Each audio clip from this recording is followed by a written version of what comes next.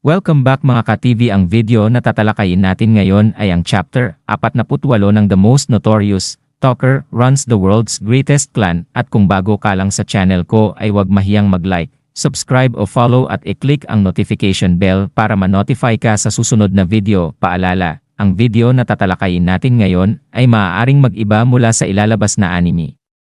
Hindi ko inaangkin ang mga drawing o anumang materyales na ipapakita. Ang layunin ko ay magpakita ng suporta at magbigay ng impormasyon tungkol dito. Ang lahat ng kredito ay nananatili sa mga orihinal na may-ari. Maraming salamat. Si Leon at Koga ay nag-usap ng tapat tungkol sa desisyon ni Koga na magtrabaho sa ilalim ni Noel sa kabila ng kanilang mga pagkakaiba. Inamin ni Koga na kakaiba si Noel, taglay ang mga katangiang higit pa sa kanyang kakayahan sa espada. Napagtanto niya na ang makamit ang tunay na mahalaga ay nangangailangan hindi lamang ng lakas kundi pati na rin ng matalas na isipan at tapang, mga katangiang nakita niya kay Noel. Biniro ni Leon si Koga tungkol sa pagtitiis ng mga abala, ngunit tumugon si Koga na tinanggap na niya ang kanyang desisyon, na sinasabing mahalaga ang pagtanggap dito. Ang kanilang usapan ay naputol nang ipaalala ni Leon ang kanilang pangako na tumulong sa isang ampunan, kung saan sabik na naghihintay ang mga bata.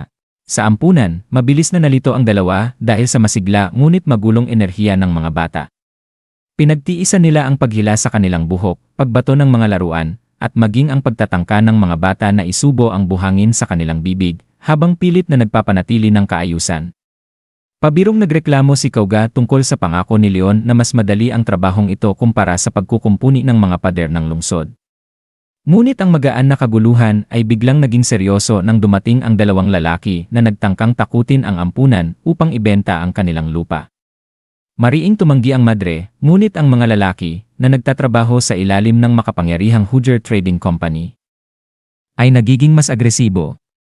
Ang kanilang kaugnayan sa mayamang si Andres Hooger ay lalo pang nagpapahirap sa sitwasyon dahil ang impluwensya ng kumpanya ay umaabot hanggang sa simbahan mismo na nagiging dahilan upang hindi makialam ang simbahan para sa ampunan, sa kabila ng maaaring maging epekto, na naig ang katarungan kay Koga at humakbang siya upang harapin ang mga lalaki. Si Leon, bagamat nagdadalawang isip sa umpisa na palalain ang sitwasyon, ay sumama rin. Napansin ng mga lalaki ang palawit sa kanilang kwintas, na nagkakakilanlan sa kanila bilang mga miyembro ng angkan ni Noel, na kilala sa kanilang lakas at kawalang awa. Sa takot na gumanti ang dalawa, umatras ang mga lalaki, ngunit nagbanta ng paghihiganti. Bagamat pansamantalang naalis ang banta, nagbabala si Leon na maaaring bumalik ang mga ito. Nagpahayag ng pasasalamat ang pari ng ampunan, ngunit iginiit na haharapin nila ang mga darating na problema, binibigyang diin ang kanyang responsibilidad na protektahan ang mga bata. Nag-alok ng tulong si Leon, ngunit iginalang ang determinasyon ng pari. Matapos makipaglaro sa mga bata at maghapunan na inihanda ng ampunan, nagkaroon si Leon ng pagkakataong magmuni-muni. Nagbukas siya sa pari tungkol sa kanyang mga insekuridad sa kanyang posisyon sa angkan ni Noel at ang kanyang mga pagdududa kung tama ba ang kanyang naging desisyon. Nagbigay ng payo ang pari, hinihikayat si Leon na magtiwala sa kanyang mga naging desisyon at pinaalala sa kanya na ang tunay na lakas ay nagmumula sa pagkontrol sa sariling kapalaran. Sa inspirasyon ng mga salita ng pari, napagtanto ni Leon ang kahalagahan ng pagtitiwala sa sarili, at nagpasya siyang magpatuloy ng may higit na kumpiyansa. Habang dumidilim ang gabi, lumipat ang eksena sa kagubatan kung saan ang dalawang lalaki, desperadong tapusin ang kanilang misyon, ay nagpasya na sunugin ang ampunan. Sinisi nila ang ampunan sa kanilang kalagayan, at itinuring nilang makatarungan ang kanilang malupit na plano. Ngunit biglang lumitaw ang isang mahiwagang babaeng nakamaskara, na nagpahinto sa kanila.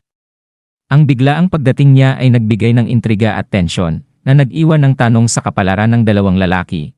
At dito nagtatapos ang chapter 48, The Most Notorious Talker Runs the World's Greatest Clan. Gusto nyo ba ng chapter 49? Mag-comment down below. At maraming salamat sa patuloy na pagsuporta.